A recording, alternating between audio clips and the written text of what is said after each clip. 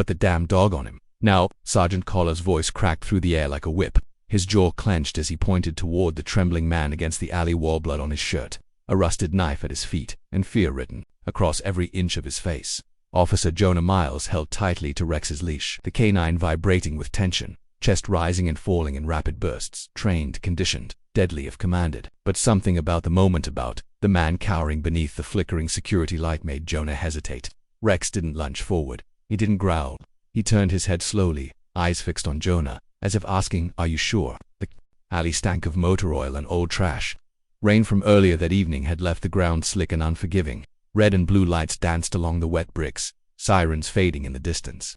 The team had responded to a robbery in progress. One suspect was caught. This one ran. And now here they were, seconds away from unleashing a German Shepherd trained to end threats before they could move again. "Jonah," I said, "release him." Collar barked again, but Jonah didn't move. His grip on the leash tightened and Rex sat down. The sergeant stepped forward, furious. "What the hell is wrong with you? He's armed." He ran. That's textbook deployment, but the man on the ground interrupted. He didn't scream, didn't plead. Instead, with shaking hands, he lifted something out of his jacket and tossed it forward with trembling fingers. It was a folded piece of cardboard, wet, tattered, barely holding its shape. On it, scribbled in a child's handwriting, were the words, "Come home soon, Daddy." Jonah blinked. So did Rex. And then the man broke. He slid down the wall like water, collapsing into sobs that came from someplace deeper than fear. He wasn't just crying, he was unraveling. "My daughter's sick," he whispered through his hands. "I tried everything. I begged for help. No one listened. I didn't want to hurt anyone. I needed the money. I needed it for her meds." The knife had no blood on it. No one had been harmed. Jonah stared at the man, then down at the cardboard sign that was now soaked through and curling in the puddle. Rex, still unmoving, whimpered lowly and inched toward it. He nudged the sign gently with his nose. Then he turned and did something no training manual could explain. He laid down beside the man, resting his head near the broken father's leg. The sergeant was silent. The alley went still. Even the radio chatter from their units quieted. If the whole world was holding its breath. Jonah finally spoke, voice low. "This isn't a threat. This is a man who's already lost." Collar looked away. His mouth opened, but no words came. For once, command didn't have an answer. Later that night, back at the station, Jonah sat alone with Rex in the K9 unit bay. The dog stared up at him, ears twitching, tail motionless. Jonah reached down, scratching behind his ears. "You knew," he whispered, "didn't you?" Rex didn't answer. He didn't have to. Some instincts, Jonah realized, go deeper than obedience. And sometimes, mercy comes on four legs with a badge. That night, Officer Jonah filed the report differently. He didn't lie. He just wrote the truth no one expected. K9 was given deployment. Order declined action.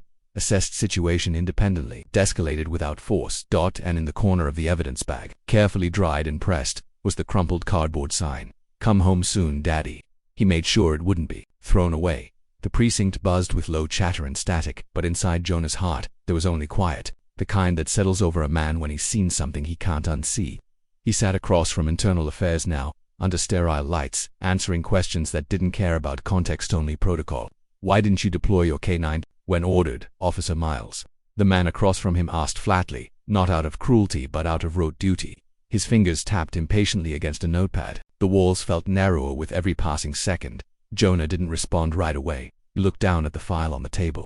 A photograph of the man from the alley had been clipped to the corner. Jeremiah Cole, 36, no violent priors, and laid off during the refinery shutdown. Widowed, his daughter Lena had been diagnosed with leukemia last October.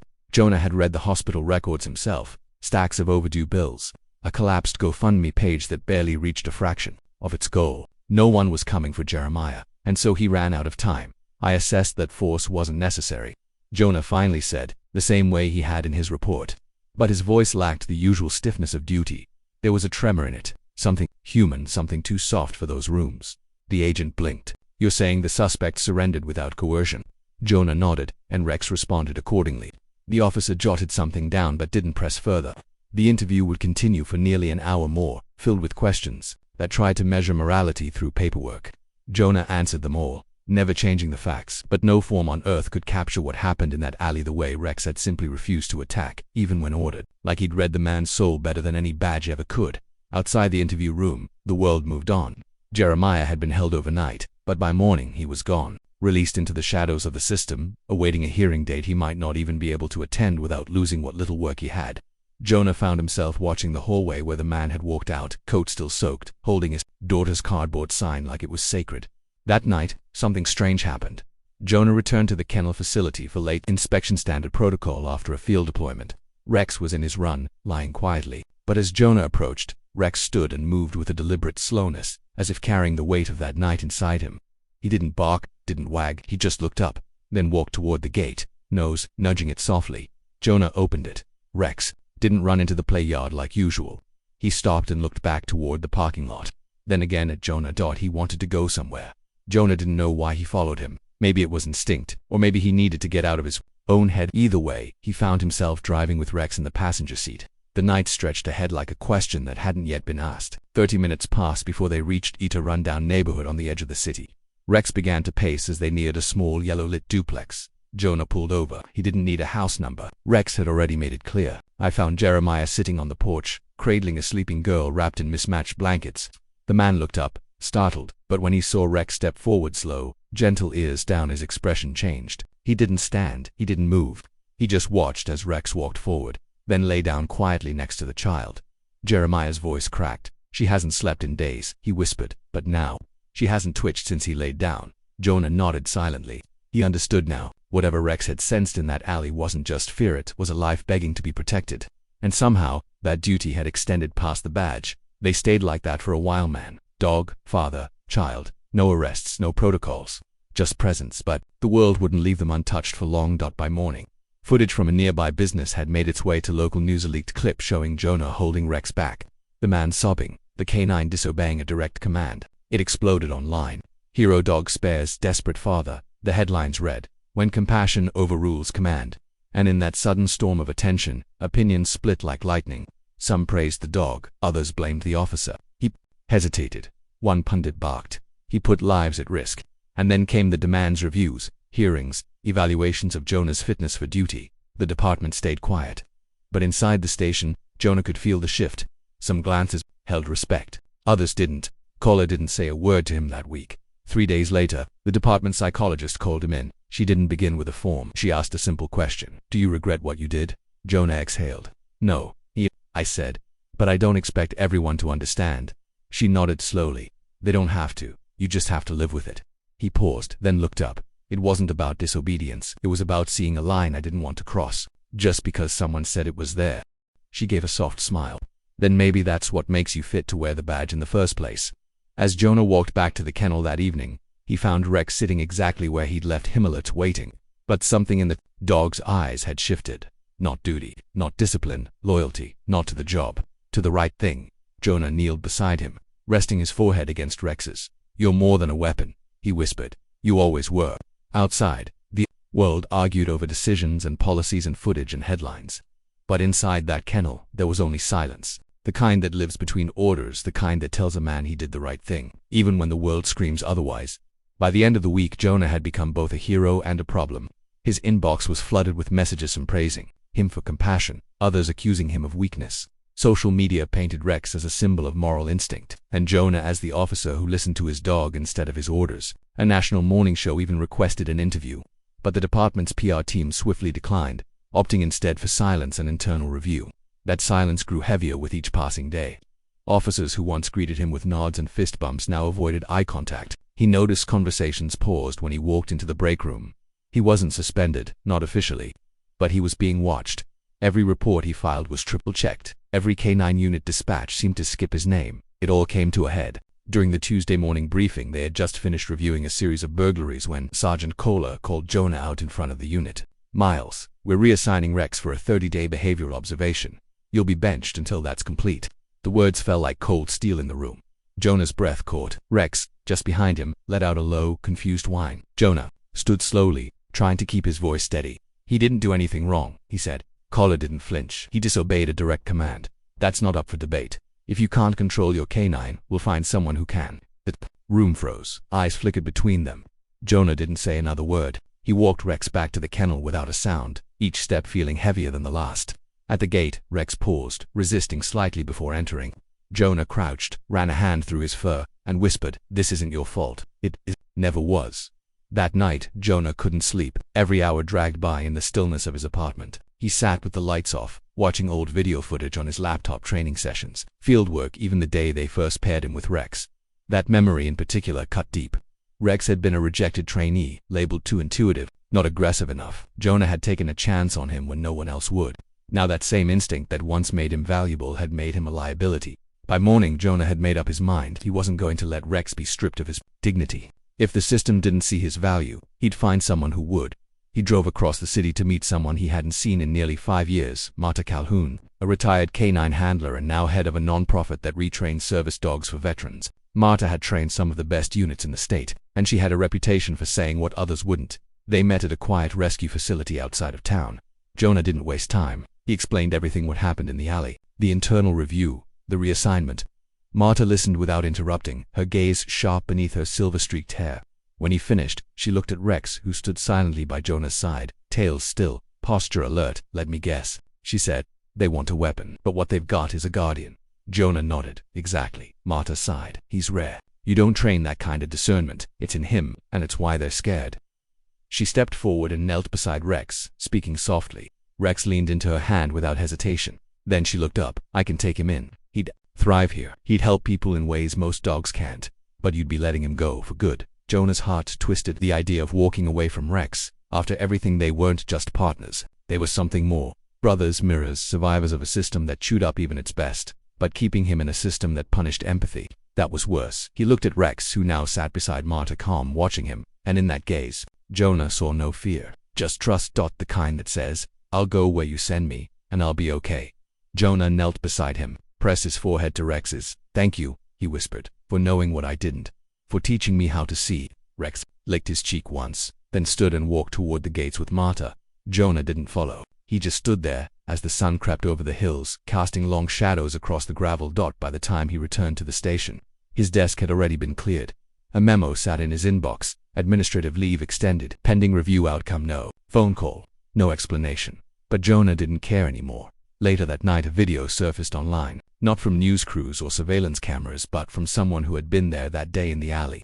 A nearby resident had captured the entire moment on a shaky cell phone. It showed the moment Rex approached the man, laid down next to him, and placed his head near the child's drawing. The rawness of it, the silence, the man's breakdown, it all played in unedited, haunting clarity. No music, no cuts, just truth. And in the final moment, as the man wept and Rex remained beside him, Jonah's voice could be heard off camera. "This isn't a threat. This is a man who's already lost." Within hours, the video had 1 million views, and one comment beneath it stood out, pinned by the UPLOADER. It read, "That dog didn't just save a man. He saved us all from forgetting what mercy looks like." Jonah didn't respond. He simply stared at the screen. Tears he hadn't allowed himself to shed now streaking silently down his face, because the truth was finally out. And for once, that was enough. The video changed everything, and nothing had swept across the internet like wildfire, gathering millions of views and spawning hashtags, tribute fan art, even think pieces about the role of compassion in policing. Rex the Redeemer trended for 3 days straight. There were petitions demanding Jonah's reinstatement, fundraisers for Jeremiah and Lena that shattered their goals in less than 24 hours, and calls from talk shows asking Jonah to speak. But inside the department, the cold silence remained. Public praise didn't warm the walls of bureaucracy. In fact, it only made them tighten their grip. Jonah's file was marked under scrutiny, his badge inactive, and despite the mounting outside pressure, no timeline for his review had been offered. That was the system's way. Wait for attention to fade, then bury the truth quietly. 1 week after the video went viral, Jonah was summoned to a private meeting, not in the usual conference room, but in the office of Deputy Chief Harlan Myers, a man known for his stone face and brutal efficiency. Jonah sat across from him, hands folded, heart calm but alert. Harlan slid a manila envelope across the desk. Inside were photos, printed emails, even transcripts. "We did a full investigation," Harlan began without looking up. "You followed procedures up until the deployment hesitation. After that, you made a choice, a moral one, the kind we don't train for." Jonah didn't speak. He waited. "You embarrassed this department, son," Harlan continued, voice flat, "and you stirred a national conversation we didn't ask for. You've become a symbol, and symbols make people uncomfortable." There was a pause. Then Harlan finally looked up. "That being said, the public loves you. You're a lightning rod. And in this climate, we can't afford to punish someone the world sees as a hero. So here's what we're prepared to offer." He slid a second folder forward. Jonah opened it, reading each line carefully. "You'll be reinstated. Full rank. but reassigned to public relations. No more field work, no more K9 unit. You'll be the face of progressive law enforcement, attend events, shake hands, smile for the cameras. Jonah's jaw clenched. It was exile, wrapped in applause, and Rex, he asked quietly. Harlan didn't blink. He's officially retired, transferred to the non-profit. He's no longer your partner. He's not a cop. He's a mascot. Jonah exhaled slowly. The weight of their meaning wasn't lost on him. They didn't want a reckoning. They wanted a distraction, a clean narrative they could parade around without addressing what truly broke that night, the heart of the system itself. He closed the folder. No, he said simply. Harlan frowned. Think carefully. You turn this down, and it's not just a resignation. It's a separation. You'll be blackballed. No more law enforcement jobs, no consequences. You'll be nothing but a disgraced ex-cop with a viral dog. Jonah stood. Then I guess I'll have to live with that. He left the folder on the desk. That evening, Jonah drove back out to the facility where Rex had been staying. The sun was dipping low, casting a soft amber hue across the kennels. Marta met him at the gate, her expression unreadable. They called, she said quietly. Tried to offer me a donation to keep things professional. Told me not to let you near him until media calms down. Jonah raised an eyebrow, and Marta smirked. And I told them to bite me. They walked together to the backfields, where a group of retrained service dogs were in session. Jonah spotted Rex immediately. He wasn't running with the others. Instead, he sat near a young boy in a wheelchair, head gently resting on the child's knee, body perfectly still as the boy read from a picture book in a soft stutter. The boy's mother sat nearby, wiping silent tears from her face. Jonah felt something in his chest break loose, not pain relief. This was where Rex belonged, not behind a badge, but beside someone who truly needed him. Without politics, without orders. Marta touched his arm. He hasn't barked once since he got here. Just listens, watches, protects. Jonah nodded. That's who he's always been. He stayed for a while, sitting in the grass, letting Rex come to him when he was ready. And when he did, he rested his head in Jonah's lap for a long, quiet moment. No need for words. Just that unbreakable thread of trust dotting the days that followed. Jonah quietly resigned from the force. No press conference, no statements, just a letter and a returned badge. He took work doing private security assessments. For nonprofits and schools, nothing glamorous but meaningful. Work where empathy wasn't punished. And though the spotlight eventually shifted, the people who mattered didn't forget. 1 month later, Jonah received a package at his apartment. No return address. Inside was a candid shot of Rex, curled up at Lena's feet as she received chemotherapy, both of them asleep under a hospital blanket. Tucked into the frame was a note in crayon. It read, "He makes the bad days feel like dreams. Thank you for giving him to me. Love, Lena." Jonah stared at the photo for a long time, and for the first time in weeks he let himself cry. Not because of loss, but because of everything that had been saved. And in the silence of his small apartment, he whispered to the dog who couldn't hear him anymore, "You were never mine to keep. You were meant to find her." 3 years later, the department barely remembered the headlines. Jonah Miles had faded from their records, not dishonorably, just quietly, like so many stories that shake the walls but leave no cracks behind. The world had moved on, but Jonah hadn't. He lived in a modest town outside the city now, far from precinct radios and incident codes. Most days, he consulted with small-town law enforcement on K9 ethics and de-escalation strategy.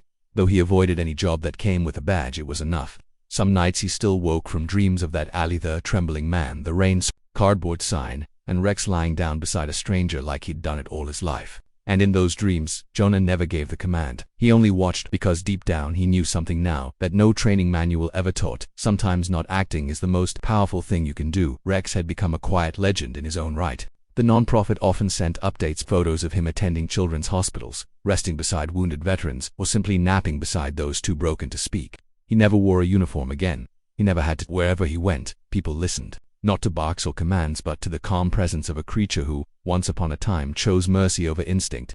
Jonah didn't visit often. He didn't need to. Letting go wasn't a wound, it was a promise. Still, when the call came that morning, something in him shifted before he even answered the phone. Marta's voice was soft. "It's time," she said gently. Jonah didn't ask for details. He packed a bag and left before the sun had fully risen. The center was quieter than usual when he arrived. A few staff members nodded as he passed, eyes low, expressions solemn. He found Rex lying under a tree in the backfield, blanketed in shade and dappled sunlight. His fur had grayed, especially around the muzzle, but his eyes still held the same clarity, sharp, knowing, full of peace. He didn't rise when Jonah approached. He didn't need to. Jonah sat down beside him and placed a hand on his chest, feeling the faint rhythm of a heart that had once charged into danger without fear. "Hey, old man," he whispered. "I missed you." Rex lifted his head slowly, then rested it on Jonah's thigh. His breathing was labored, but there was no panic, no pain in his eyes, just tiredness, a kind of earned stillness. Jonah sat with him for hours, no words, just presence. Sometimes that's all you owe someone who gave you everything. When the vet arrived in the late afternoon, Jonah stayed. He held Rex gently, whispering stories only the two of them knew: the first night shift, the alley, the cardboard sign. As the sedative began to settle through Rex's body, Jonah bent low and pressed his forehead to his partner's. "You did more in this life than most men dream of," he said. "You saved lives. You changed mine. And you taught the world how to pause, even when it's trained to act." Rex passed away with his head in Jonah's hands, the breeze rustling through the grass like a memory. A week later, Marta held a quiet service beneath that same tree. No uniforms, no flags, just those who had been touched by Rex's quiet strength: children, parents, nurses, strangers who remembered what the world felt like when he was around. A small plaque was placed beneath the tree, etched simply, "Rex, he chose not to attack," and that choice saved everything. Jonah didn't speak at the service. He didn't need to. The silence said more than words could. In the months that followed, something unexpected happened. Jonah began receiving letters and all emails, not comments but real handwritten letters. Some were from retired officers who'd watched the alley footage and quietly changed how they approached their final years on the job. Others came from mothers who told him their children slept easier after meeting Rex. One letter came from Jeremiah, who now worked part-time with a community shelter and had regained custody of Lena. He included a photo, Lena healthier now, standing with a new puppy she'd named Shadow because, she wrote, "He follows me like Rex used to." Jonah kept every letter. Eventually, he returned to teaching, not in law enforcement, but in a local college. He designed a new course called The Ethics of Response: When Not Acting Saves Lives. It wasn't popular at first. Young recruits wanted action, adrenaline, certainty. But every now and then, a student would stay after class and ask about the dog from the alley, and Jonah would smile. Not because they remembered, but because they were beginning to understand. Years passed. Jonah aged. The gray crept into his beard, his hands grew slower, his voice quieter. But that story, that single moment of decision, never left him. He carried it in every conversation, every lesson, every quiet moment when someone asked, "What do you miss most about the job?" And he'd always answer the same: "I don't miss the job." He'd say, "I miss the partner who reminded me why I did it in the first place." Because Rex wasn't just a dog. He was the space between anger and forgiveness, between violence and restraint. It was proof that strength isn't measured by how quickly you react, but how deeply you understand. And long after the headlines faded, long after the uniforms were stored away and the badge collected dust in a drawer, that truth remained. Some heroes never bark, some warriors never bite, and sometimes, the bravest thing you can do is nothing at all.